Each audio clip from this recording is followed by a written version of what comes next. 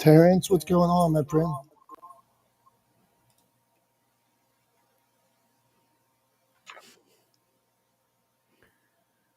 Tom, how you doing, my man? I am doing well. I'm doing well. I'm glad we got you on. Having a little technical difficulties this morning. It happens to everyone. I was going to say it happens to the best of us, but it happens to everyone. Uh, period. Regardless. So True glad that, Tom. glad to get you in here. Glad we got that sorted out. I don't know. Sometimes the link for restream is like finicky, apparently. Um, yeah, glad we got it figured out. And happy to see you, my friend, for the first time in 2023. I had a weird realization the other day. So I'm old enough that apparently Gen Zers refer to people our age as people who were born in the 1900s, which is a little bit upsetting, but also kind of funny, and I'm okay with it. But the other thing that I realized just the other day was that now I have lived more of my life, only by a couple of months, but from here on out, I've lived more of my life post 2000, post like in the new millennium, in the new century, than I did in the previous one in the 1900s, right? So yeah, that's wild to me, to realize now, because it still feels new, like it still feels the 2000s, even though it's 2023, the 2000s feel like the new century, the new millennia, the new, because I did all of my sort of fundamental growing up in the 1900s. But yeah, I've now lived more of my life post 2000, in the 21st century than I did in the 20th century, and that is weird. That's a crazy realization to have. I realized that the other morning. Yesterday morning, actually. I think I mentioned it, but yeah, wild, right? It's crazy. Now, you're not trying to bring us down, are you, Tom? No, I'm not. I'm smiling. Like, if you can't see my face, like, I'm kind of amused by this whole thing. I'm not depressed. The age I am. I'm actually very happy with the age I am, and I think I'm doing better now than I was 20 years ago, right? Both in terms of physical health, mental health, in all kinds of ways, happiness, all sorts of things. Like, I kind of feel like I'm starting to hit my stride in like my mid 40s, right? So um, I'm happy.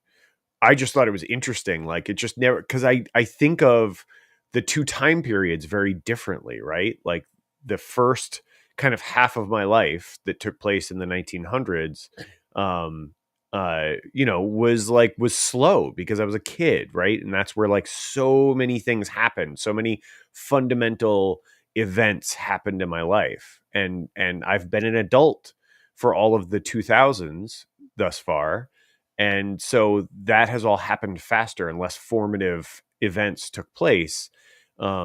So it's just different, right? Like, it feels shorter, even though chronologically it's longer. It was just a funny observation. But yeah, just not trying to bring anybody down. I'm very happy with where I am, and I have no issues with how old I am or anything like that. So no concerns there.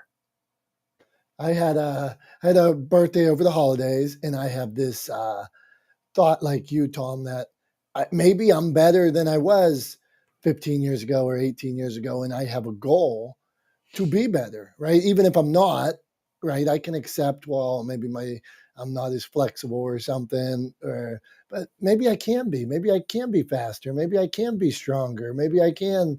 Um, it's never too late. It's never too late. I just, as we get into the new year and things like that, that's a message as we talk about like goals for the year and how we're going to get a fast start and things. I want people to know it's never too late.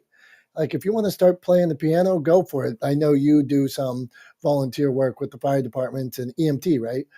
Um, Yep. if you want to be an EMT, I'm sure Tom and people like you could use more people on the force. Is that what you call it, the force? I mean, the department, Okay, the in the department. department, or in the fire service, or EMS service. Emergency services is kind of how it's generally referred to. But yeah. Yeah, right. I'm just saying, go for it, guys. Okay, let's talk. We got Terrence, Joyce, my friend Stephanie. Okay, Stephanie, new picture here. Joyce, lovely to see you. Terrence, biggest smile in the room. I'm jealous of that smile. What's up, Deshaun? I saw some new pictures of Deshaun over the holiday. Terrence, what do you got going on in 2023? How are you going to get off to a fast start? So, can you, or if you have a question about media or books or anything like that, have at it. But we want to know how you're going to get off to a fast start so we can Yeah. steal that for ourselves. All right. Thanks, Dominic. Like I said, I'm glad to be on and speaking with you. What I've been doing, especially like the last few days, is going back and looking at what did I learn from 2023. I mean 2022. So I've started writing down some things that I learned. And what I realized is it's so many things that I missed like each day that I learned. It's like you go through a whole year. It's like, well, what happened? You know, you're just trying to wrap your head around like what all you did and just like meetings or trying to do things. But I'm really trying to get to like what are the lessons that life has been trying to teach me, and how do I get those every day instead of waiting till the end of the year or thinking about the new year? How I be intentional with that every day. So that's what I've started doing. Like either at night I write what I learned that day, or in the morning I write like what I learned the day before, and seeing where that takes me, and what comes up for me. So that's one thing that I'm leading more with that. So it's not of trying to figure it all out. It's like what can I get every day, and how can I apply that better? Terrence, does some stuff like reinforce something you already know, or is it always a new lesson every day? Like today, I learned what a quadratic equation is, or some days you like, um, yeah, today I learned that I need to give it my all, even though you knew that. Is that reinforced on a day? Some things are reminders, but one thing I wrote down and I shared it with somebody else because we were kind of doing like a writing space, just trying to get creative again. I wrote a lot of my stress can be when I try and have an answer to things that I just need to listen to. You know, if you like for me, because I've been in the space being a helper for a lot of my career, uh, we always feel like we have to have an answer to people when they come to us. But sometimes it's just being in that moment and letting that person be in that moment too. And sometimes we get frustrated because we have an answer for people and it's like, oh well, I don't want that answer, or they do something different with it, or they don't like that answer. And we're like, why didn't you take that? It's like, well, they didn't really ask us for an answer. We just gave an answer to them. And so I've been learning just to sometimes just be quiet. And that's all I need to do is just be there instead of just always feeling like I have to do something. Tom's smiling, so go ahead, Tom. It just made me think of what Terrence was saying. It just made me think of like the idea that sometimes all people need, right, when they express frustration, when they talk about a problem or something they're trying to overcome, when they share something with you, often, not always, and you know, I don't want to try to explain, like, try to assign, percentages or how often this happens. But I think in a lot of instances, when people express frustration, when they share problems, when they tell you about difficulties they're facing in their lives, um, personal or professional, they're not really looking for a solution from you. They're looking for someone to listen, right? Often they're just looking to sort of offload that stress, to share that stress with you or share that difficulty or that concern with someone else. And that act in and of itself can be incredibly beneficial to them. I like Terrence. I'm the same way. Like my whole life is built around problem solving. Like that is what I do. Like if I wanted to sort of, distill down the work that I do and the way I've set up my life, like everything I do is problem solving. It's creative problem solving, right? Like that is who I am, right? So it's very hard for me when somebody shares with me a difficulty or something they're trying to overcome. And it's really hard for me not to go, okay, interesting. All right, so how do we tackle that? Like, what should we do, right? Like, I immediately go into problem solving mode, right? Because that's just how my brain works. But I've learned over time, sometimes in a not easy way. Sometimes it's been a difficult lesson, but I've learned over time that a lot of times people just want to be heard. They just want to be seen. They just want to feel understood and feel listened to. And so sometimes the best thing you can do is just give them an ear, right? And not try to solve their problem for them. Like maybe give them support in finding a solution on their own. But yeah, my inclination is to try to solve other people's problems. And that's just what was going through my head listening to Terrence. Like I can very much empathize with what he's talking about. Sometimes it's really hard to turn that off and just listen, but it's super important to do. Thank you, Tom. Thank you, Terrence. Not the smartest guys in the room. First live stream channel room of the year. It's the first time I've been back. So glad to see everybody. Smiling faces warms my soul. My voice is hoarse as usual, more hoarse than usual. So apologies. I'll drink some water or whatever. Hey, Joyce, how are you going to get off to a fast start this year? Or what did you learn from 22 that you're going to put in place right now? Good morning. So I am a little bit older than Tom, so I have still spent longer in the 1900s than the 2000s, but I'm, learning and growing. Let's see. I don't know. I've just been thinking about the podcast. Today I'm doing a show I don't really want to do, but I feel like I have to. I like to listen. I like to interview guests, but today I'm doing a show with me just talking about where I've come from and the help I need. I mean, at this point, I really need more partners, I guess, to get to the next level. So the Canna Mom show is having some impact, but I know that we could have more. I know that the people I represent are a important part of this market, and I talk a lot about health and wellness for women my age. So that is my mission. Let's see. I think I'm focused more on learning more deeply about fewer things. I think that's a goal this year. I mean, I learned a lot about cannabis and women's health, but I am a newspaper reader. I like to be informed, but I think I'm going to try to go deeper on specific topics than trying to know more about other things that I just don't, maybe I'm just not that interested in. And I think that's kind of where I am. And I'm actually meeting with Julie this week, so that should be good. And just trying to figure out how to level up the Canna Mom show to have more impact on this industry so we can, help create the future we want to see. And that is where I am today. Thanks, guys, for this morning. I appreciate it. Thanks, Joyce. Hey, you mentioned finding partners. How does somebody like Joyce find a partner that is right for them? Like you said, you're reaching out to Julie or you're about to have a conversation. How did you know that was the right person, or how do you know who's right? So what I'm doing now is, I've interviewed, 200-300 women at this point. I have a lot, and I've been going through my top, the podcast I've gotten the most reach or the most downloads. So I'm starting with my top 10. And I'm doing, I'm all about personalization. I'm very old fashioned. I'm kind of analog. I'm sending notes. I'm making phone calls. I'm doing the personal relationship building that's so important because I think that's the best way to do it. I don't know any other way. So it feels slow and it's a little bit laborious, but it's very rewarding to reconnect with people and, ask them, I've gotten some benefit from them being on my show, trying to figure out what they have gotten and how they, we can partner in 2023. I'm always looking for, monetary support, but there are so many other ways that I can partner with people. And it's hard. I mean, it's just hard. So, but I'm doing it.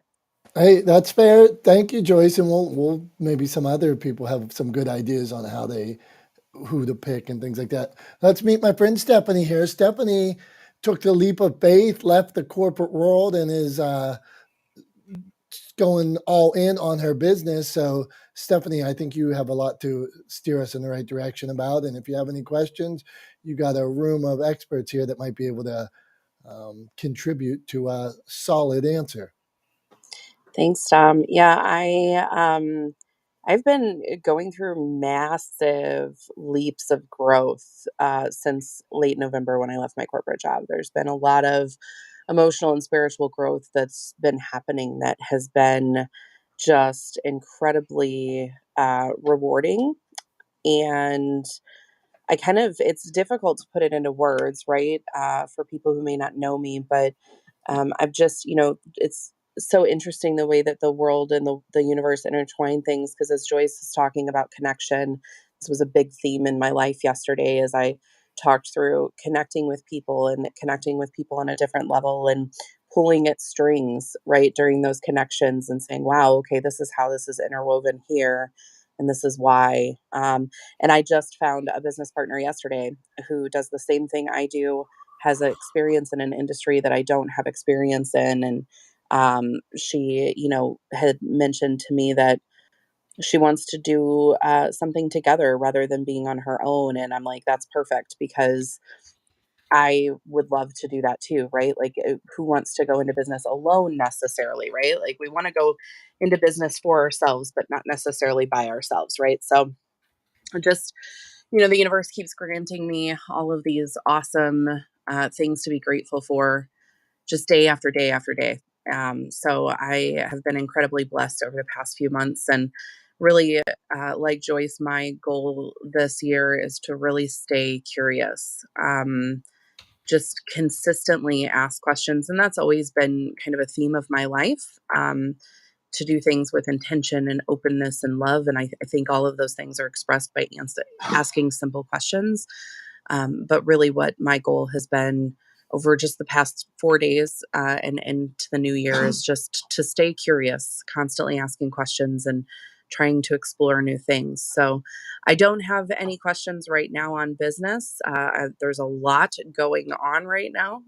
So I wouldn't even know where to start asking questions, but I will pop in on a regular basis and ask those in the future.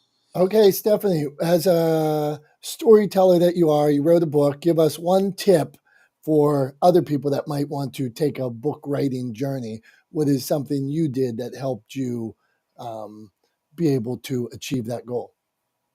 My brother asked me the same question a couple weeks ago, and I told him the same thing. I'll tell you guys. I took notes. When I would have a situation where I would be talking with someone and I would advise them, like Terrence was talking, maybe not with asking, but just freely advise them and finding those solutions that Tom was talking about. And I would see something resonate with them, and I would think to myself, man, that's good. I would write it down. And of course, I'm a nonfiction writer. So, that was how I wrote that book. And, there's a great author community here on Clubhouse. So as I was writing and I got into the process, I found them. And I just found an amazing support system. So those are probably the two biggest pieces of advice is write everything down, even if you think it doesn't matter, but especially if you think it matters, and find a community of people that know what they're doing and can support you.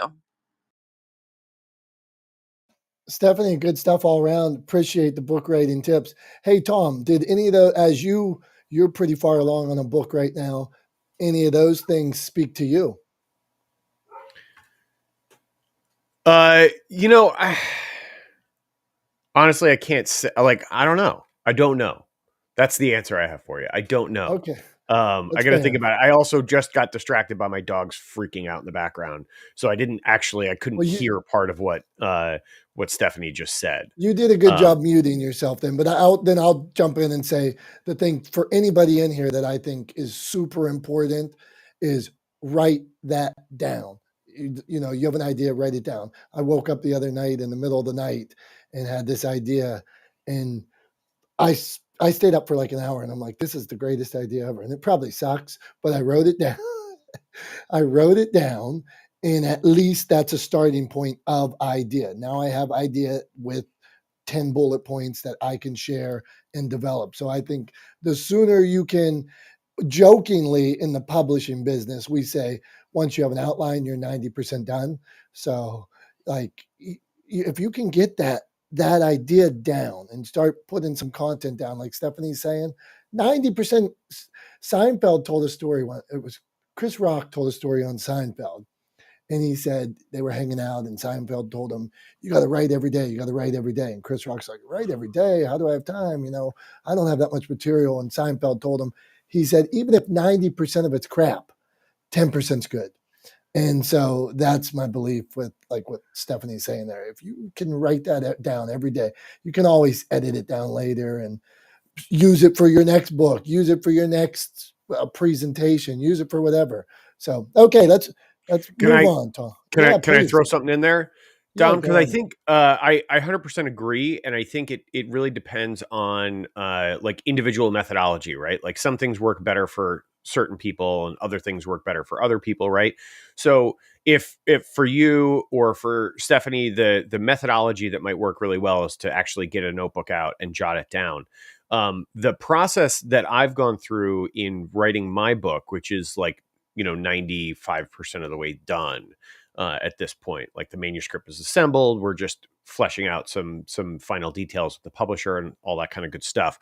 um the One of the things that I did in the process of writing that book was I have a lot of stories that I tell people, that I use as metaphors and analogies to help people understand the work that I do, how I approach the work that I do, and things like that. And so basically we started with a series of conversations between myself and the publisher, and then took those conversations and transcripts of those conversations where I told a lot of those stories and turned those into the book. So for me, the thing that I like to do when I have a thought like that is I like to get my phone out and I will just film myself talking about what that idea is, and it creates a record of it, and it creates an opportunity for me to go back to it, same way that writing it down would.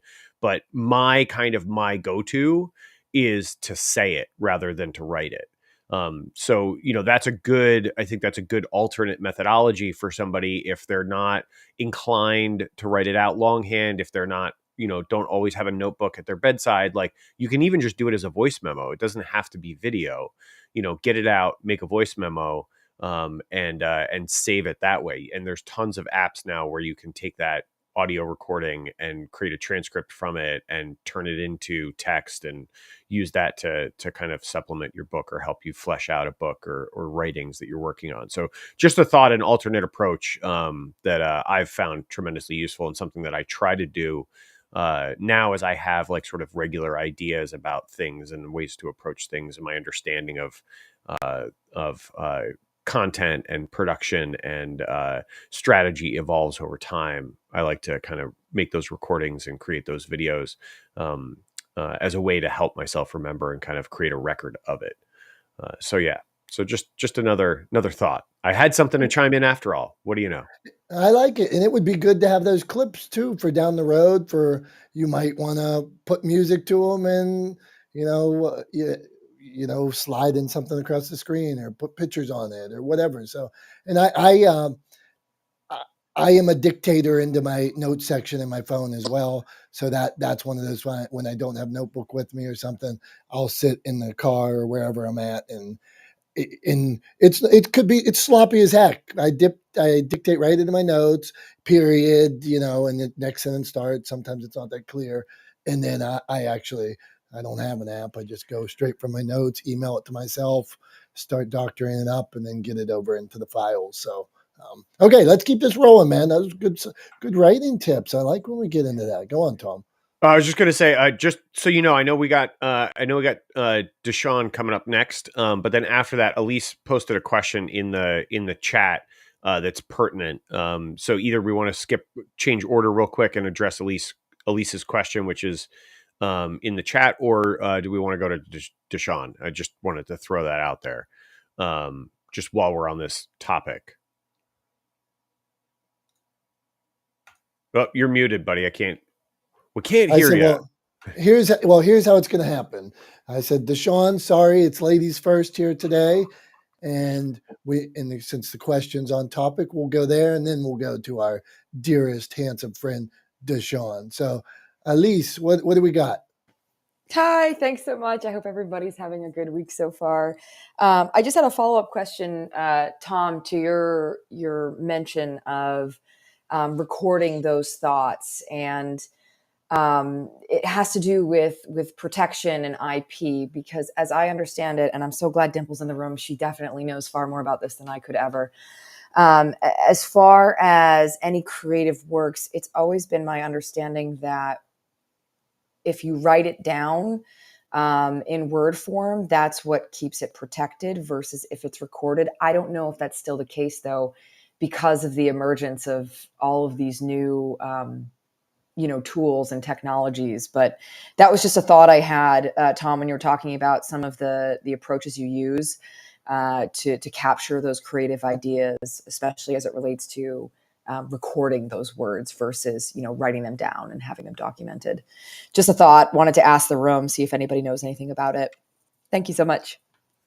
I mean, I've got a thought, and then we can go to the rest of the room, see if anybody else has anything to add to this. But when it comes to photography, video, and I believe the same applies to audio, ownership of the IP is established by the person that sort of presses the button, so to speak. So for a photographer, whoever presses the shutter button is the person who owns the IP, unless there's an existing relationship that supersedes that ownership, i.e., they've signed a contract with someone whereby the person paying them owns rights to their work product by virtue of that contract. So the same is true for video. Whoever presses the record button owns the copyright or owns the rights to that imagery unless they're under an agreement that supersedes that ownership,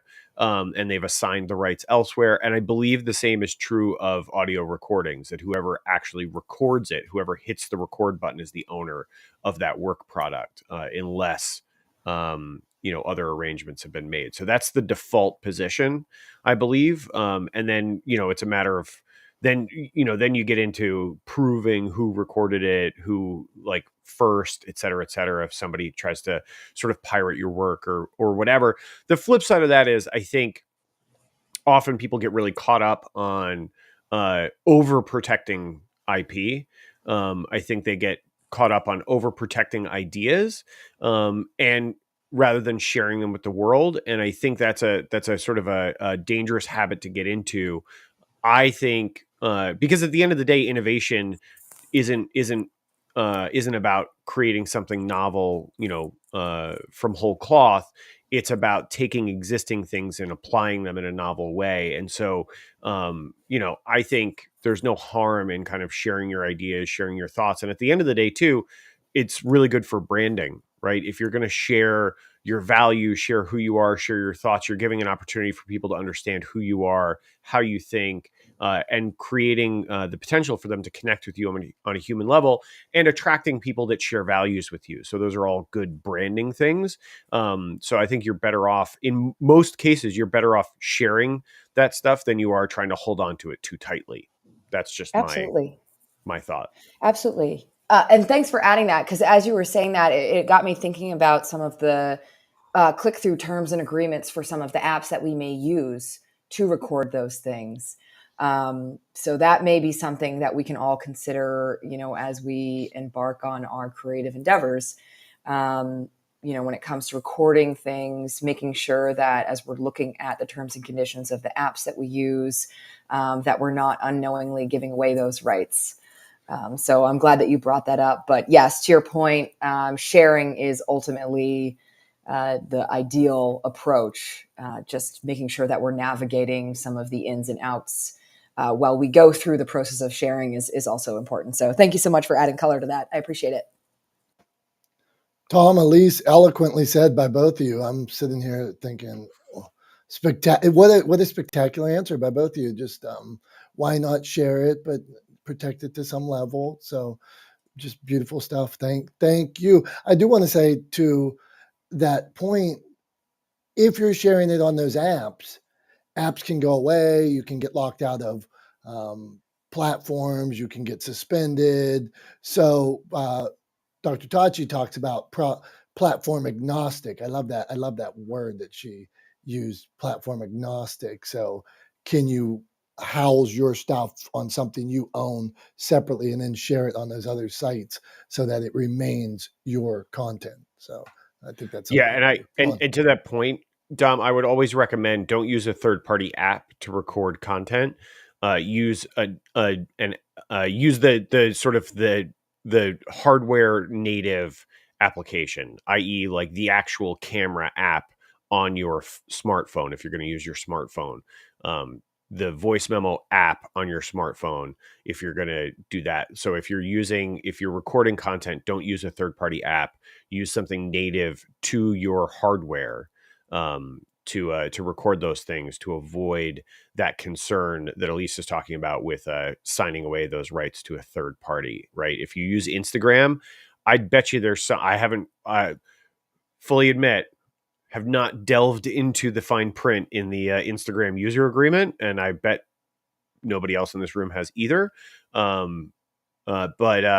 But I would bet money that there are reproduction rights and redistribution rights to anything you share on Instagram built into that agreement that you sign when you download the app, right? So, yeah, that's my thought. Use a native app, something native to your piece of hardware. Don't use a third-party app to record that stuff. Okay, good stuff. I do want to give you the devil's advocate. I wonder if the algorithm on those platforms would prefer you actually record right from there. Now, I understand all the reasons why we want to have it agnostic, but I wonder if their algorithm, because they have the record button there, I wonder if they're truly saying, who knows? We'll dig into that. Go on. The answer to that is yes, Don. They do prefer that you record it, but it doesn't matter from the stance of like if you record it on your phone first and then record it on their app. You know, it never comes out the right way the second time compared to the first time, or maybe vice versa, depending on who you are. But yes, most algorithms do prefer that. Okay, interesting.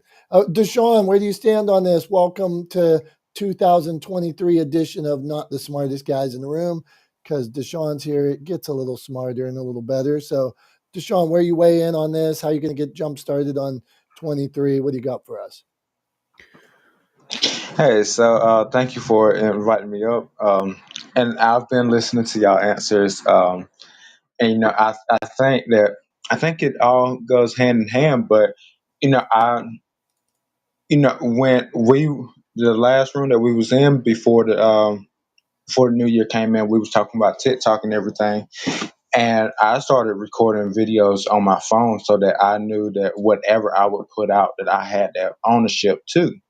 Um, And anytime I actually upload the video to TikTok now, TikTok it will upload the video, and then before they actually process it all the way through, they send it to a copyright. They check it to make sure that there's nothing in your video that is copyrighted, so that nobody gets flagged off of it. And I think that's absolutely amazing because you never know what someone may try to do. Um, with Instagram, I've noticed that if you do a reel with Instagram, and you don't add the music that they want you to, and you don't add a very trending or somewhat popular music in the background, it normally doesn't hit the algorithm the way it's supposed to. So that's kind of my 2 cents on that.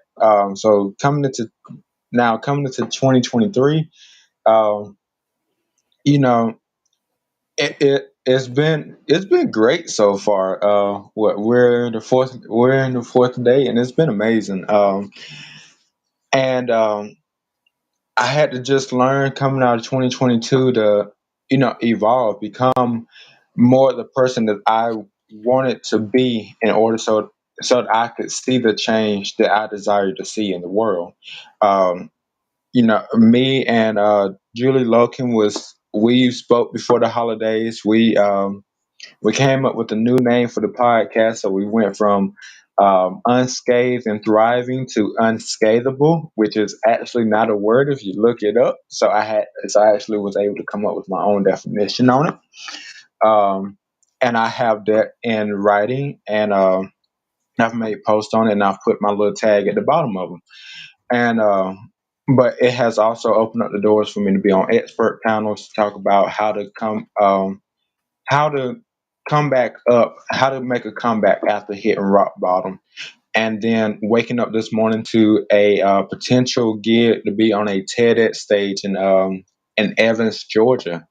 And so, this year has been, it's eye opening. But if it was not for what I went through in 2022, I don't think I would be able to sit here and say I'm more confident in who I am. I'm more comfortable in what I do, and that I believe and I know that I can make a difference in the world. And that's what it's all about. Like, you have not a lot of people want to take the time and they want to focus on the good that happened in their life, but they never want to focus on the things that they may have came up short on, the things that may not have worked out the way that they wanted it to. And those are the things that we need to also look at, because those are the things that shape us and help us learn to get to where we need to be. But we also have to ask ourselves, did we put in the 100% of work that we needed to in order to get to the goals that we had set? And so that's the mindset that I have coming into 2023. And I will land my plane there.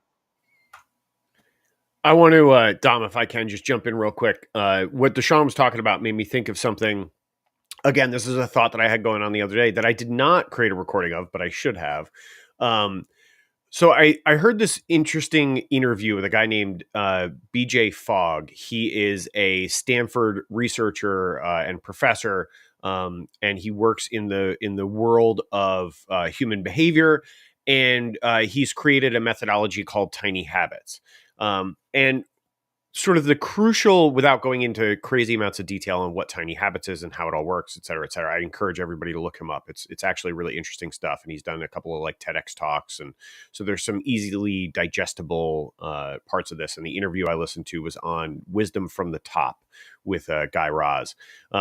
Anyway, one of the sort of key elements to being successful in creating change in your life and establishing new habits, these tiny habits, is celebrating when you accomplish them, right? So setting sort of small goals and then celebrating those successes. And it got me thinking that one of the reasons we hear people talk, and I know I've said this a bunch of times, that failures are learning points, right? They're opportunities to learn, opportunities to grow, opportunities to improve. And it got me thinking that maybe the deciding factor between people who use failure to grow and improve and persist and ultimately achieve their goal are the people who celebrate the lessons learned from that failure, celebrate overcoming that failure, celebrate surviving that failure, not even like, let's set the bar low, not even overcoming or whatever, like just surviving that failure, making it through that bad experience or that negative experience to the other side. Maybe the sort of key difference between people who let failure win versus people who use failure to win is the fact that people who use failure to win celebrate surviving that failure, that they see themselves coming out the other side as awesome rather than seeing themselves come out the other side as less because of that failure. That it's just that little difference of like putting your hands up, patting yourself on the back and saying, good job for surviving that. Well done. I'm proud of me. And then moving on forward. Just that little celebration could mean all the difference, right? And I think that might be one of the sort of key differences between people that learn from failure and are able to use it to their advantage versus people that are overcome by failure and allow setbacks to hold them back, is just celebrating that success of making it through that failure. So I just wanted to share that. It was something I've been thinking about, just an interesting, I think anyway, way of thinking about it is that, if you survive a failure, maybe all you have to do in order to make that failure a positive event is celebrate the fact that you made it through, that you made it to the other side. So anyway, just my 2 cents, 5 cents. I don't know. I talk a lot. Can we get a 10 clap for Tom? He's on fire today. I'm serious, man. Let's get a little clap going here. I got you a little love. Hey, see that? Look, that's a pretty high percentage of claps. You make me think of this. Tony Robbins has this theory of of pain versus pleasure. Hey, pain versus pleasure. We all do things for either two reasons, the pain or the pleasure or something. So the pain could be we're afraid of that pain or we seeking this pleasure. So that time we fell, we might, at the end of the day, we might say, I'm never going to do that again because I can't live with the pain of failure. Or we might say, I'm going to do this again because my life is about that thrill of success, succeeding, that journey. In every decision, whether it's putting extra french fries in your mouth or something, well, the pain of, am I a person that I enjoy the taste of these french fries so much? Or is it the pain of, oh, I don't think I'm going to look the way I want to look at the beach or my health or something like this. So, every decision, and it's all about figuring out what kind of person you are. And with every decision, figuring out, okay, I need to reframe this so that I can go to the pleasure or go to avoid the pain. So interesting. I'm glad we talked about that. Yeah, I'm glad you let me throw that in, Tom. Okay, come on. Oh, we lost Aaron. What do you got going on, man? Haven't seen Aaron for a while. Aaron's got a sweet haircut. I would like to rock that haircut. Aaron, what do you think, man? How we jump started in 23? How's it going? Good morning, everybody. Yeah, it has been a while. I haven't really had time to use this just because I've been focused on creating my own clientele, my own business, and my own life the way I want it and foresee it to go. But this year's focus for me, and I did a lot of journaling and stuff from last year, and I kept that whole piece, and I sat down one night and decided to reread it. And while I reread what I had written for the last year, and I saw that my big focus was that I have achieved a lot of things, but there's one thing I didn't do enough of that I'm going to, and I've already started now. But it's the whole, you have two eyes, two ears, and one mouth, which means active listening and actually hearing what people are saying. And hopefully I can provide the actual value and connect to these people the way they want. I already started it off by reading that John Maxwell book that I love to do. Everyone communicates, few connect. And I've done it. I've already read it twice this year so far. In 2 days, I've done it back to back. So it's a piece here. And each time I go through, I've been circling things, underlining things, highlighting things, writing in the margins, just making sure I found my way of doing it right. This year is going to be a year that really closes off the last chapter of my life of what I've just done and where I was moving. And it's going to open up a whole new thing. But that's what I've been up to. That's what I've been focused on. And hopefully that's what I get to achieve this year. So thank you, everybody. Hey, brother. Well, glad to have you back. Glad to see you're killing it out there. So, man, we appreciate any time you stop by, and good luck with 23, man. And anybody, if they want to add their conversation or anything, just clap. And we always try to give everybody. Sometimes people will ask us, "What are we doing here? What are we talking about?" So, my bad. So every week, it's called Not the Smartest Guys in the Room, and we talk about media and publishing and algorithms, any way to tell your story. We believe that we each have a unique story, and maybe there's another way to share it. Maybe we can share it through video. Maybe we can share it through writing a book. Maybe it's a podcast. And then we have all these experts come by that have done hundreds of podcasts or host a national radio show or help people market their products. And then when we get those people, then we dig in and really we don't let them leave because we're asking them so many questions. So that's what we got going on here. So we will continue around this room. Elizabeth, where do you weigh in on everything we're chatting about so far? Hi, Dominick. Good to see you. And I haven't been in Clubhouse in a very long time, and it's really fun to pop into this room and hear the discussion. I've just been really enjoying it. I guess I'll weigh in terms of how I'm walking into 2023. So I actually just released a podcast. I also have a podcast. I love that so many of us are podcasters in here, on Monday, about tunnel vision and what actually happens when you focus on one thing for an entire year, which is what I did in 2022. And like many of you, I'm, a multi-passionate entrepreneur. I'm a dance studio owner. In the past, I've kind of fallen into that trap of, as a creative visionary, getting, 50 ideas before breakfast every day and then thinking, I should pursue 10 of those. And last year, I had kind of had enough of feeling like my brilliance was so scattered among so many different vehicles.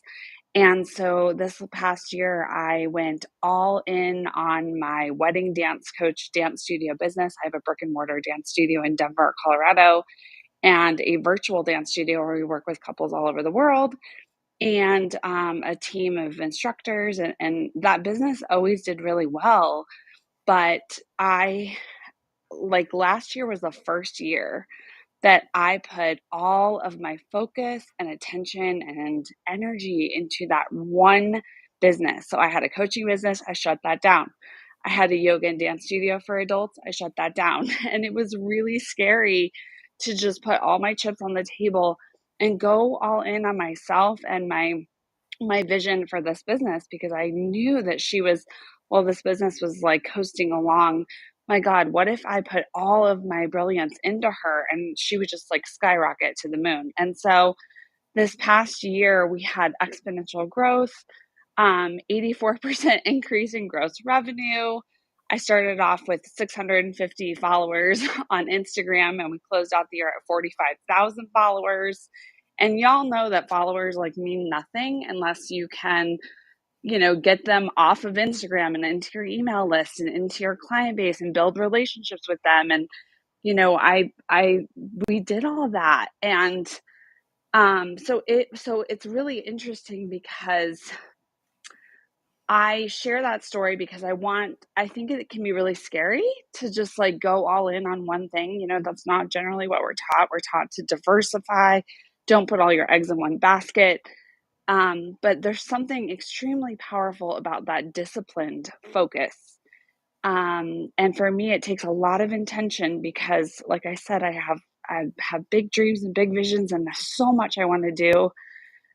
So as I walk into 2023, not only am I celebrating my wins with all of you, and thank you for all the hearts and high fives, but I am actually walking in slowly. I'm in no rush. I am taking time to allow the dust to settle and think about what I really want. And I'm all about simplifying. I'm so over complicating my life, and I just want it to be simple, and I want it to flow. So this week in particular, I'm just allowing myself that spaciousness to not rush, So that's where I'm at. Thank you all so much for hearing me and holding space for me. And I'm Elizabeth, and I'm going to mute my mic. Elizabeth, well, welcome back. You guys are really coming out of the gates. You said you're coming out slow, but everybody's coming out swinging today. It's like everybody got their rest over the holiday and came out with so much wisdom. And Elizabeth, that's full transparency. I'm one of these people that struggles exactly with what you're talking about. I probably, like you said, 100 ideas before breakfast. I think you said even more. I might only be at about 15 before breakfast. But then I'm like, what do I do? This one's brilliant. Like I told you, the other night I was sleeping and woke up and started writing something down. I'm like, that's brilliant. Then I'm like, we talk about shiny squirrel and things like that. And I'm a squirrel chasing a shiny object sometimes. So how do we avoid that as well? Elizabeth, back to you. How did you decide to, because you had customers, you were making money with some of those things you did, like yoga. You still had a class on a certain day. How do you say, I'm leaving that because I'm going 100% in on this other thing? That's a really great question. It was not overnight. When I talk about the success of last year, I've had my business for 12 years. But so as much as last year was just exponential growth, it really okay, there's this piece that I learned from my business coach, Kiki Lovelace, that really helped me, which is make a 1% upgrade every single day. And so, Dominick, what that might look like is, I'm teaching 10 yoga classes and I decide to take 2 off my schedule, right? So, it's easy to kind of fantasize of like, okay, I'm walking out, I'm done. But honestly, it was months of this process of going all in on one thing. It really started in October of 2021. So it started before 2022 because we don't just turn our brains off. Our brains are wired to want to do so much. And this is why I call it a discipline. I can't tell you how many times, I got phone calls of like, hey, Elizabeth, come do this like corporate yoga class. We'll pay you, awesome money. And I was just like, no. So part of it was saying no to things and allowing that fear to be there, but knowing that you're saying yes to that one thing. And so it was just small 1-degree upgrades that I made every single day toward that vision. And honestly, the letting go of my yoga and dance studio, that one, I think there's a lot of power when you have certainty. And while I love the community, I hated the business model. And I'm learning that as an entrepreneur, if something is misaligned or sticky, you've got to make a change and make a change quickly. And so that was a very empowered decision. And with my coaching business, I still had some clients, and I just started to kind of send them other places. And my God, that's hard. I was getting paid really well for those clients. But I knew that I needed to just pour all of my power and energy into that one thing. And I just can't believe, the other thing that comes up when you do that is, here's what I learned is that when you are focusing on 3 different businesses or 3 different projects, it's actually quite hard to know what's working and what's not. It's hard to know your blind spots. And so this past year, when I went all in on that dance studio business, I was able to have deeper conversations with my employees and find out what wasn't working and have the spaciousness to fix it. And I was able to see what wasn't working within myself, where I lacked confidence, where I needed to go and join the mastermind, or where I needed more training. And I think when we're all doing so many things, it's hard to know what's actually broken, what's actually constricted, what's not working, and what is. So, so I don't know, Dominick, I just went on a tangent, but I don't know if that answers your question. You did. I see Tom smiling, so let's hear from him on it. Yeah, it just here's what Elizabeth talking about, making those that 1% shift, right, in her business. Here's what it got me thinking about. Really, what you're doing there is you're lowering the barrier to entry to creating that change, right? So the metaphor that pops into my head, obviously I'm a New Yorker, so immediately when I think of tall buildings, I think of the Empire State Building, right? And so what you're doing is, when you decide to make a large scale change in your life, whether that's personal or professional, it's analogous to standing at the bottom of the stairs that lead to the top of the Empire State Building, right? And you look up that stairwell that disappears into the distance. It's so high you can't even see the top of that stairwell. You look up and you go, well, there's no way I'm ever going to get up there. This is crazy. I can't do that.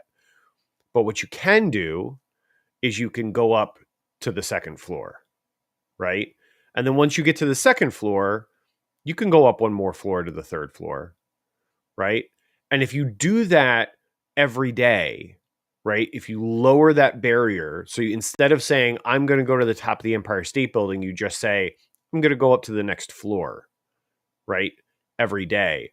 Over time, you end up in the same place. You end up at the top of the Empire State Building. You end up exactly where you wanted to be because you lowered the barrier for yourself, right? Because you made the goals, the steps attainable, right? Instead of looking up and saying, I'm going to go from ground level to 1,000 feet up, you said, I'm going to go from ground level to 10 feet up, and then 20, and then 30, and then 50, and then 200, and then, right? So like you made those steps incremental. And I think the other thing that's really important about doing that is, in addition to making those 1% shifts, right, every day, is celebrate doing it. Because at the end of the day, the reason why we do anything really is for the feeling it creates, right? We do things to make ourselves feel good. Even when we do things that benefit others, it's because it makes us feel good, right? To help other people. So we do things that make us feel good. So make it feel good when you're affecting change that leads you in the direction you want to go. Make it feel good for yourself. Celebrate those little wins. Celebrate those daily accomplishments. Pat yourself on the back, right? I talked about BJ Fogg before. Like, one of the things he does is he tells people to literally say, I'm awesome. Right? So whatever works for you, whether it's that phrase, I'm awesome, sometimes it's doing a little shimmy dance, like a little victory dance, right? Like your little personal version of an end zone dance, whatever the case may be. Celebrate those little incremental wins, celebrate those 1% shifts, go one floor at a time, and you will get to where you want to go. But yeah, just lower that barrier for yourself. Don't feel like you have to go from ground level to 1,000 feet up all in one go, because you don't. You can go 10 feet at a time. There's nothing wrong with that. And in fact, I would argue it's the better way to go. So anyway, I just wanted to share that. That was what popped into my head. Hey, fantastic. And I noticed that Elizabeth and Joyce, when they were talking, both mentioned a deeper knowledge in, like, deeper understanding, deeper knowledge in 2023. It wasn't all about just doing 1,000 things. It was about, this deeper understanding of the things that they were doing. So, interesting. Okay, we have our friend Prof T and our friend Holly. We're gonna chat with them. Anybody else? Raise your hand. You want to come up? But okay, Prof T, nice to see you. Getting started on 2023. How are you going to make it happen, Prof T? How should we make it happen? Hey, good morning, everybody. Prof T from Philly. Hey, I jumped in when Aaron was talking about the great John Maxwell books, and I cannot tell you how happy I was to hear that. So yes, that was one of my first books that I chewed up. I do a lot of masterminds on that book. Everyone Communicates, Few Connect. It is one of his classics. So, hey, anytime you want to do something like that to collaborate, let me know. What am I doing for 2023? Well, of course, I joined this room and jumped in. I couldn't find it. I don't know what happened. But yeah, so let me first say, if you're not a member of this room, make sure you become one, because the topics are amazing. So you definitely want to follow people on the stage. These are people who are tested, tried, and proven. They know what they're talking about. Here's what I'm doing for 2023, Dom. I am doing a radical change. It's radical. I put a little thing on my LinkedIn page. Radical change. If you want to accelerate faster, you got to do some things that are radical. So what are you letting go of? And I'm going to just land my plane with this. What I've been sharing, it's, business is like being in a hot air balloon. So first of all, I've never been in one, but if I did, I certainly would not want to run the thing. So you have to trust the process. So when you get into a hot air balloon, you have to trust the person who is getting you to the next level. And a lot of us don't trust people. We think we can do it ourselves, and you can't. And secondly, in order to go higher, you got to let go of some things, right? So they let sandbags go, and a little bit at a time. They know the pressure. They know when to eliminate some of the baggage, so the dead weight, if you will. And you go higher and higher and higher. And then you get to a place, say, for instance, you're going over Central Park, or the ocean and you look and you see that you had to elevate in order to see more clearly. And in order to elevate, you got to let go of stuff. So that's what I'm doing. 2023 for me is radical change. I want to accelerate faster, letting go of some things. I'm going to look for those people, places, and things that no longer serve. And I'm going to incorporate people, places, and things that are helping me get to the next level. I'm sorry to say it, folks, but there are some people, places, and things that do not add value to your life, your business, your family, your marriage, your relationships, your finances. And you've got to find out what those are. So be like the person in the hot air balloon. Trust the process. Get with people who know the lay of the land. John Maxwell always says, you know the way, you show the way, and you go the way. Thanks. This is Prof T. I love this topic and I could talk about it forever. God bless Prof T. I land my hot air balloon. Prof T, thank you. And who thinks, flash your mic if you think Prof T needs to now go up in a hot air balloon by 2000, by the end. How many days does Prof T have to get it done by the end of the year? What pressure that we're putting on you, Prof T? That is, what's how many people? 1, 2, 3, 4, 5, 6, 7, 8, 9, 10. Okay. And do this one more time. If you're in the lobby down there, you can flash too. Should Prof T go up in the hot air balloon this year? Okay. Oh my goodness. I am Uh, sorry I said that. I'm still uh, trying to overcome my fear of flying. uh, my wife's afraid of flying too, so I feel you, but I had to do it, Prof T. No, good analogy. Thank you for sharing it. Okay, Holly, what do you got for us? My dearest friend Holly, that it helps storytellers, has a class for storytellers. What do you call what would you call it, a mastermind? What would you call that course, Holly? I guess it's a course. It's a new author intensive. It's for people that are wanting to write their book, write their story, but are not sure how to get started. That's really what it's for. And so, but yeah, thanks for having me. This conversation today is on fire from everyone. I'm loving it. And I am stepping into 2023 with skates on. I am so excited about this year. And for my whole life I've been someone that has set New Year's resolutions, and I've fallen into that. I should say I've never fallen into the 9% of people that actually accomplish their New Year's resolutions. I'm usually the 1 in 4 that's done with them by the end of the first week.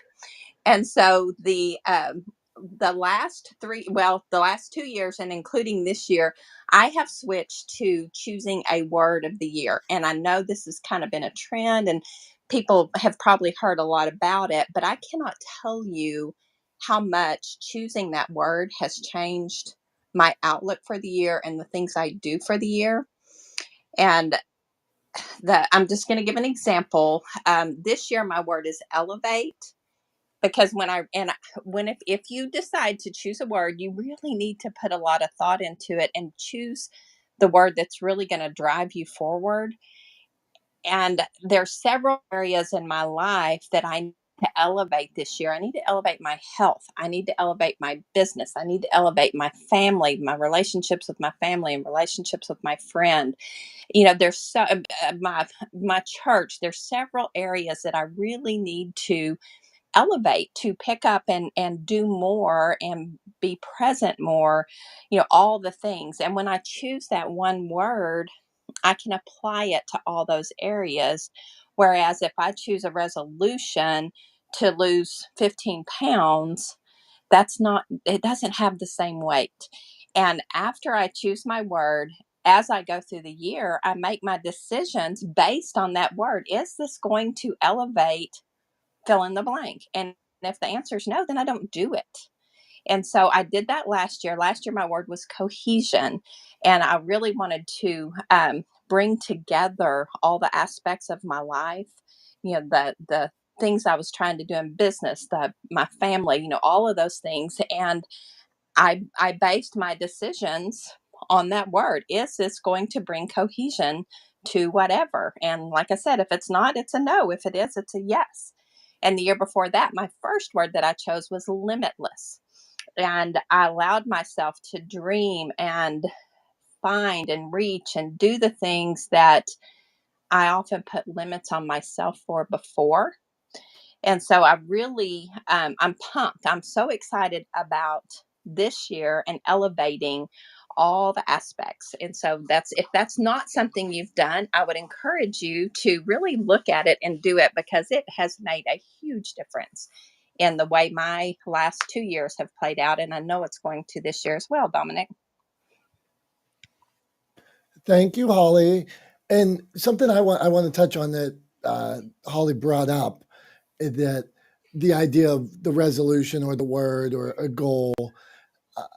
I'm hypersensitive, so I'm hypersensitive to people that say, like, treat every day like, live your best life, because you got people that wait for Friday. Some people celebrate that it's Friday, and then you have all these people that post about, don't live your life like it's Friday, live every day. That's great. Well, what about the people? The majority of the population works Monday through Friday, 8 to 4.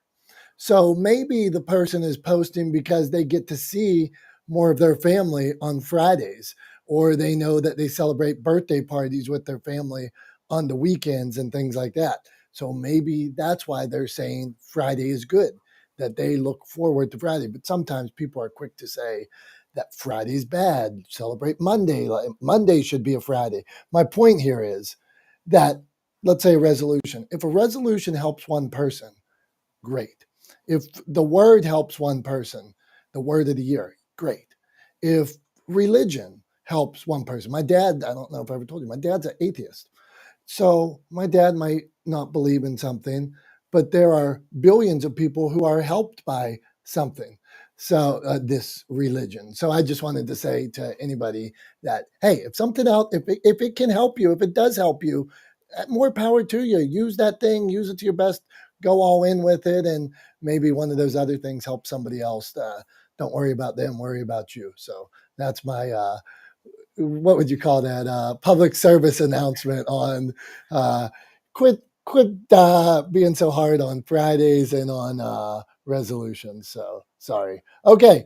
Not the smartest Is guy. that? What do you got, Tom? I was going to say, is that analogous to like? I heard somebody use this turn of phrase a while back. Don't yuck someone else's yum, right? Just because it isn't for you doesn't mean that it isn't for somebody else.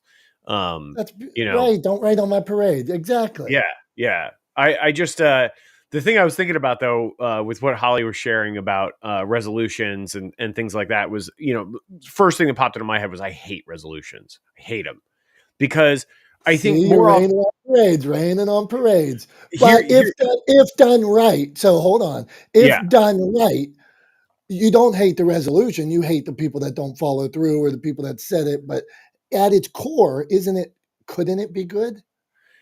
so yes, it could be, but I hate resolutions because I think implicit in making a New Year's resolution is what you're doing is you're setting a big goal, right? A big hurdle to clear without setting out clear steps as to how to accomplish that goal, right? And so people say, I'm going to lose 50 pounds. I'm going to, I'm going to do X, Y, and Z, right? I'm going to go to the gym every day. I'm going to, whatever those things are. What they typically do is they try to make a very large change in their behavior in a very short amount of time, and it doesn't work because that's not how we work, right?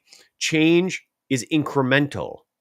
It is not abrupt, right? So they So goal set, they don't success set, and that's what the problem is.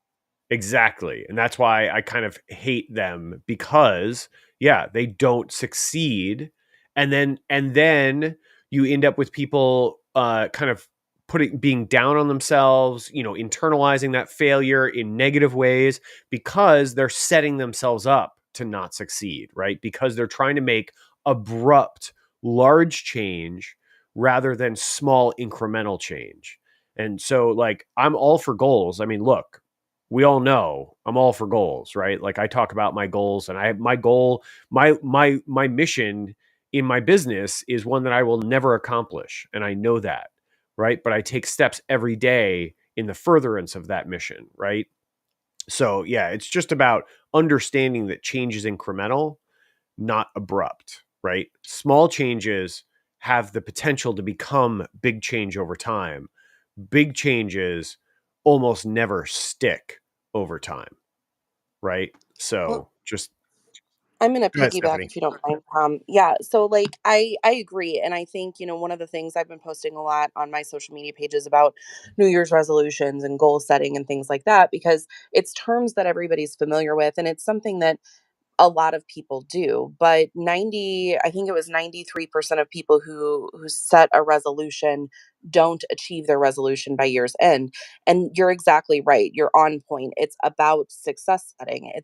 They set these big goals, and what they're doing is they're setting the vision, right? Like they're setting what they want, what they think they want, but they're not analyzing what's going on in their life that could hold them back, what their true priorities are, what they feel like they actually need, not just what they want, and what is realistic.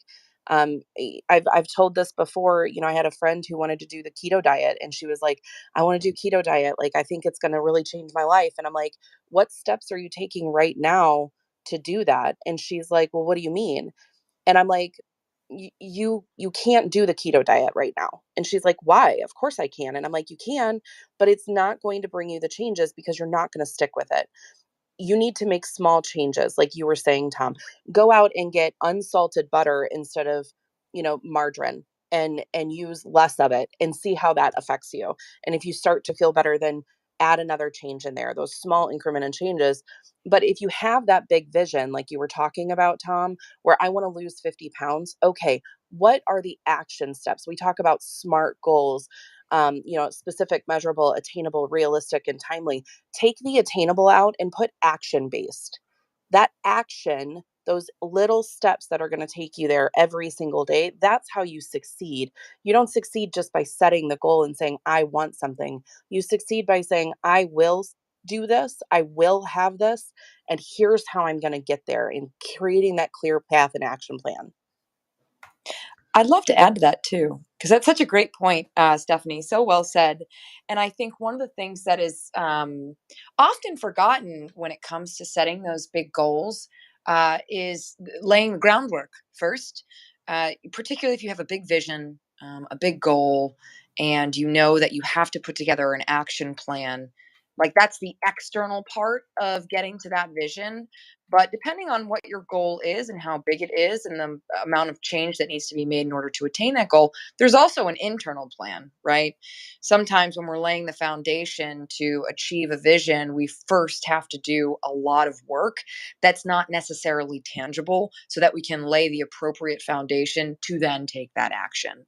And I think Elizabeth, she may not be in the room anymore, but she spoke a lot about, moving at a personal pace and understanding that there is a lot of internal work that needs to be done, even if that's referring to making those day-to-day decisions to clear space, to create the appropriate internal space and focus and direction and foundation so that you can start putting that actionable plan in motion. So just wanted to add that because I think, Stephanie, you really did a great job of articulating that external work, and articulating what we do so that we can take action. I just wanted to add that little component of, how we create that internal landscape so that we can then move forward. I think they're both so important. Couldn't agree more. You're right on, Elise.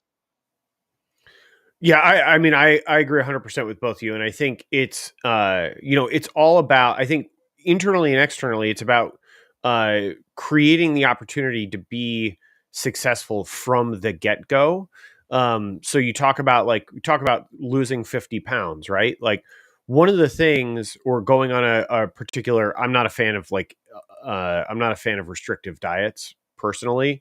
I think often one of the failure points that people find in specifically when it comes to food and weight loss and exercise is denying themselves things, is a much more dangerous kind of path to take, rather than just being aware of what you're doing. And one of the ways that you create awareness is like, often like one of the things I did, right? So I lost about 40 pounds last year in the course of my training for the Ironman races I did and for the marathon that I ran.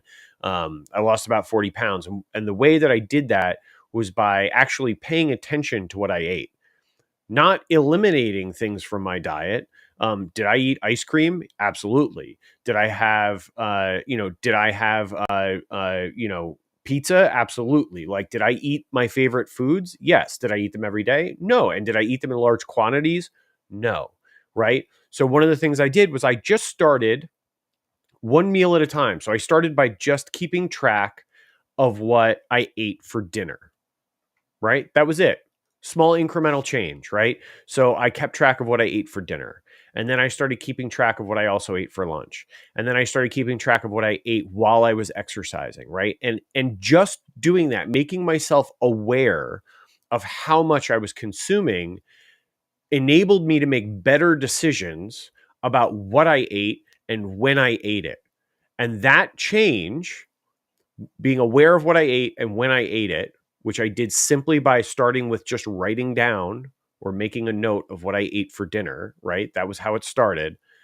That enabled me to make better decisions, which meant that in the long run, I lost 40 pounds and I have not gained any of that weight back, even as my training has decreased, because I am hyper aware of what I eat, right? And the impact that what I eat has on my body, right?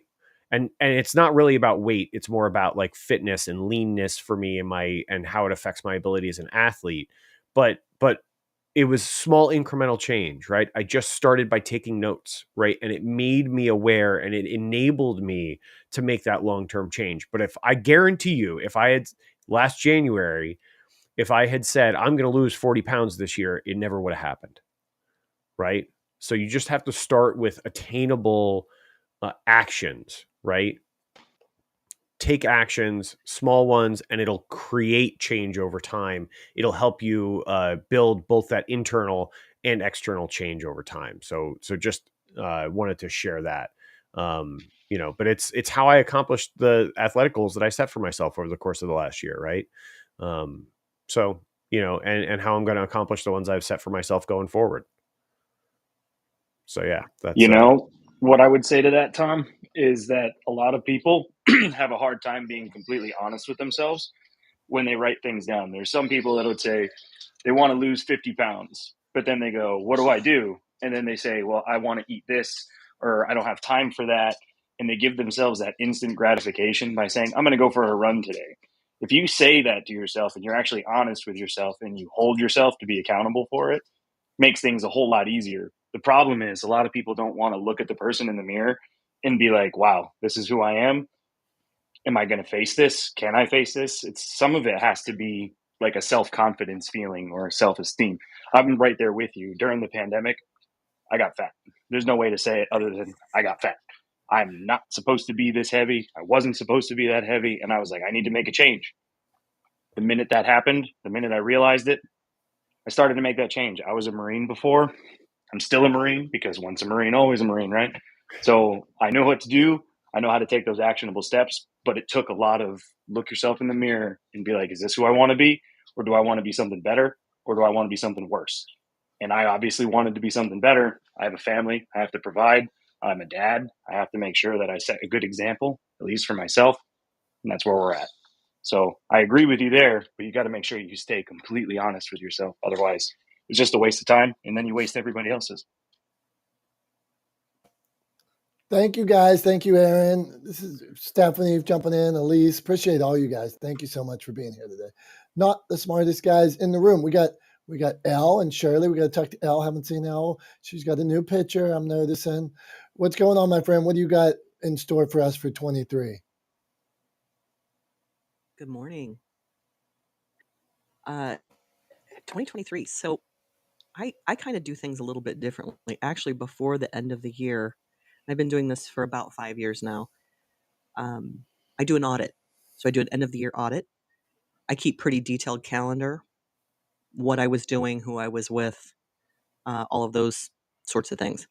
I go through my calendar And this can take a little while, but it is so worthwhile because my audit consists of what worked for me, what do I want more of, what do I want less of. And I know someone was speaking about sandbags. It makes it easy to identify what weighs you down, what brought you joy, what brought you monetary gain, because I kind of break these down into personal and business. From there, I do a vision board every year. And it's varied. It's very specific, the areas of my life that are on this vision board, but it's 10 years out, it's 5 years out, it's next year.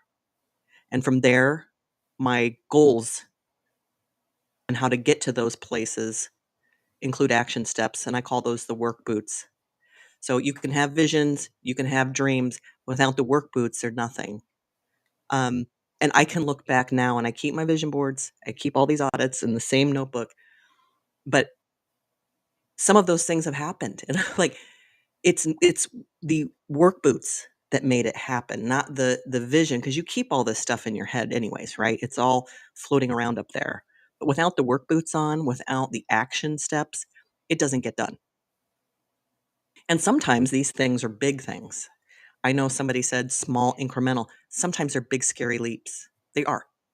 I made some big, scary leaps, but I planned them. I had work boots on to the big, scary leap that had to happen. How am I going to do this? How am I going to start that business in 4 months? That's been burning in my heart.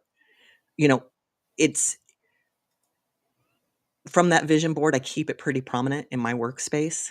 I also have sticky notes like, I'm going to make X this year. And I look at it every single morning when I get ready. So I don't know. I have tricks that I use now, but I'm in my 50s. This has been a process. I used to do the big lofty goals and dreams that never were going to happen because I had no plan of action. I used to do that. But getting honest with yourself part that Erin just mentioned, that's my audit that I do before I even get to the end of the beginning of the year, and really get honest with myself, like what worked, what did I want to do but didn't do, and then I can make my plan for the next year and really get honest about it. But this has been a great room, and I wish I had been here for the whole thing. Good morning, everybody. I hope you have a great day. Thank you, Al, and you guys really do make it happen. And you just mentioned, I'm thinking it like we talked about words today, like Holly mentioned she has a word each year, and Prof T said her word was radical, which I didn't say that, but what a great word, out of the norm. And she said radical. But you, Al and Erin both mentioned honesty and being honest with yourself. And I thought I wonder how many of us are or aren't, or like, and then somebody else said blind spots. Well, you have these blind spots that maybe you don't even know you have. So you are each, I think we're going to be, Tom, I think we are going to be ready, even more prepared to tackle 2023 now. And our friend, who was it that said he was 4 days, 4 for 4, or January 4th, and he was already killing it? I think that was Deshaun when he was in here. Yeah, before, Deshaun, wasn't it? 4 for 4. We want everybody in this room to go 365 for 365. There may be some days where it's not all good, but if you can stack some wins here and there, and all of a sudden, think about it, if your year was a balance beam, all of a sudden, or not a balance beam, what's a teeter-totter? What else would they call that thing where it weighs on one side and the other? Scales. Scale, okay, scale, good on scale, teeter-totter. If three, what'd you get, Holly? Seesaw. Seesaw, okay, there we go. She's a writer, so she's got another term for us. But think of this: I might steal this and write a book on it. If there's 365 days in a year, if you had a seesaw, teeter-totter, scale, whatever you want to call it, all you need to do to have a good year is be positive one more day, and you would weight that scale down the other way. So more wins than losses, and 23 learns and things like that. That's what we're going to have. So Shirley, what do you got for us? We got Shirley and Jamie. So Shirley, pleased to meet you. So tell us about what you're going to tackle in 2023, or feel free to ask a question. We got you.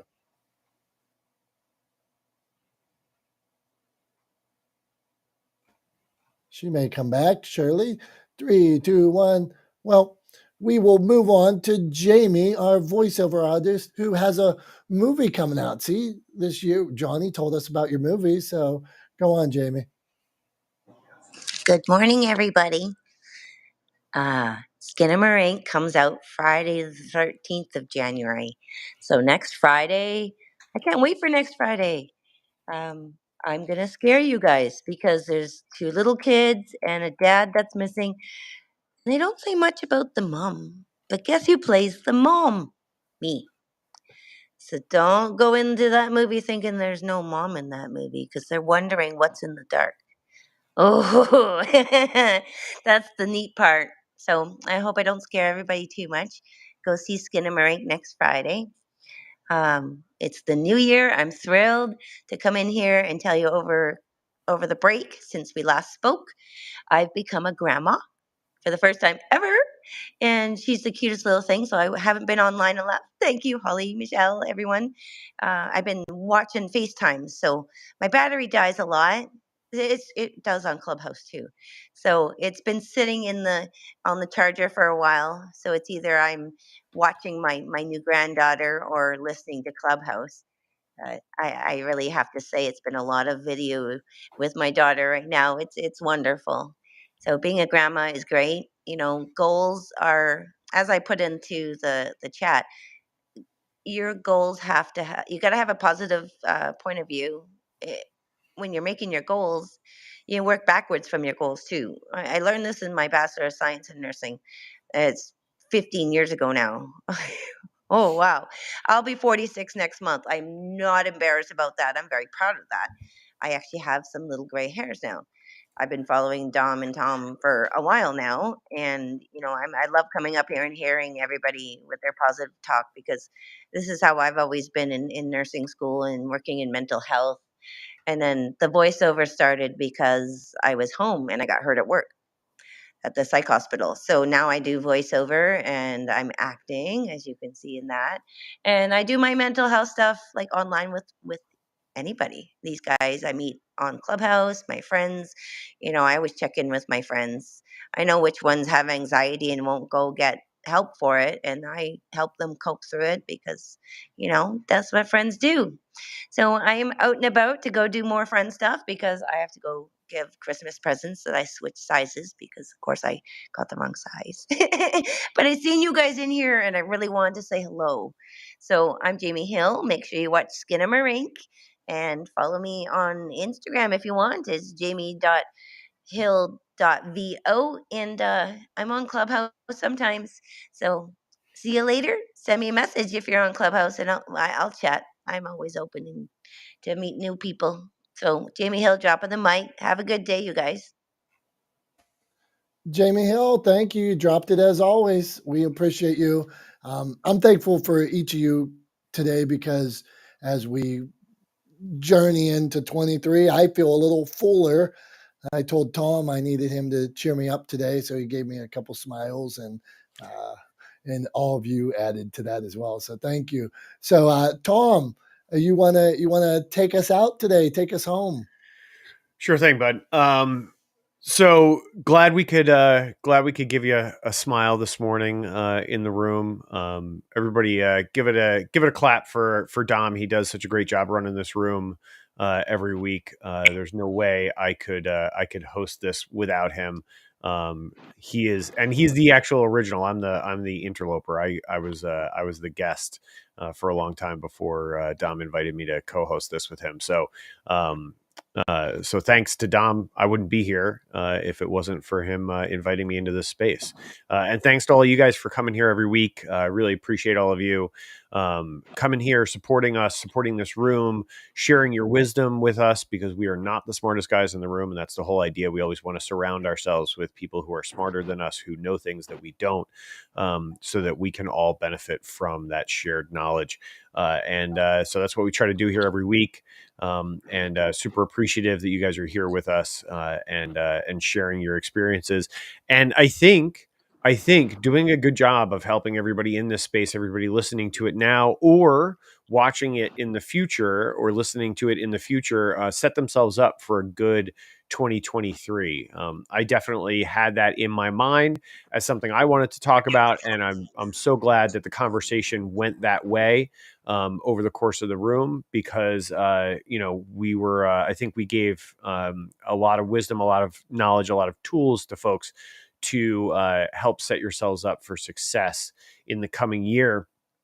And to do that, to just kind of put a nail on that, I just want to share one more thing. I talked about BJ Fogg, this researcher from Stanford, and this idea of tiny habits and making incremental change. So I want to share with you kind of a way to do that, how you do it, and then I'll use my my own life as an example of how I'm doing that myself day in and day out.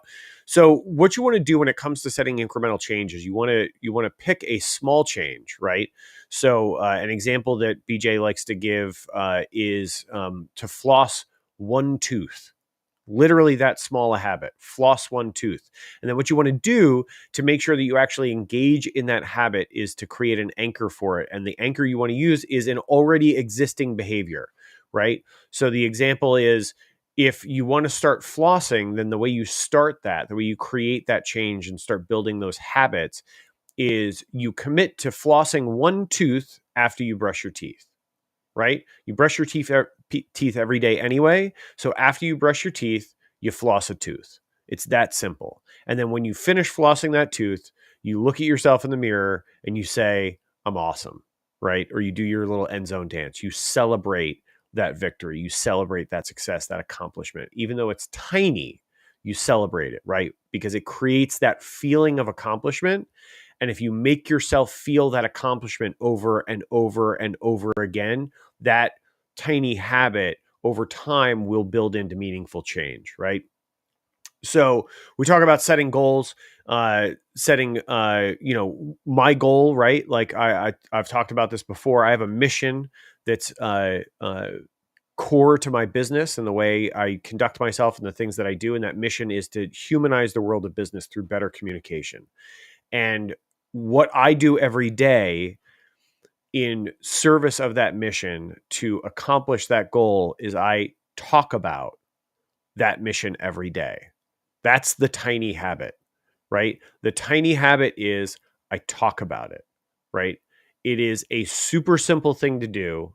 It is very easy, but I promise you that over time, it will move me closer to accomplishing that goal. Simply by talking about it every day will create opportunities to enact change towards furthering that goal, towards furthering that mission. So it's that simple. It's that tiny. Just when the opportunity presents itself, anchor it to an existing behavior and further that goal every single day. Take those little steps towards incremental change. And over time, it will create meaningful, substantial change in your life and in the lives of those around you. So that's my closing thought for today is just commit to flossing a tooth. It really can be that small, that simple, and that easy. So that's all I got for today. Super excited to start off 2023 with all of you and with you, my friend Dom. Thank you so much for everything that you do. And that's all I got.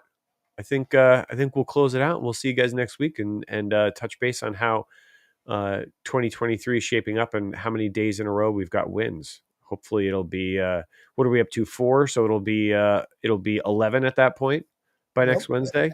Hey, and you might need to start a hashtag floss a tooth, Tom. That's all yours. You can have it. It's not all mine. I literally lifted that example from BJ Fogg. So I'd probably have to tag him in that, but yeah, for sure. Hashtag hey, thank you guys. Hashtag floss tooth. Thanks everybody. We'll see you next time. We appreciate you. Bye everybody.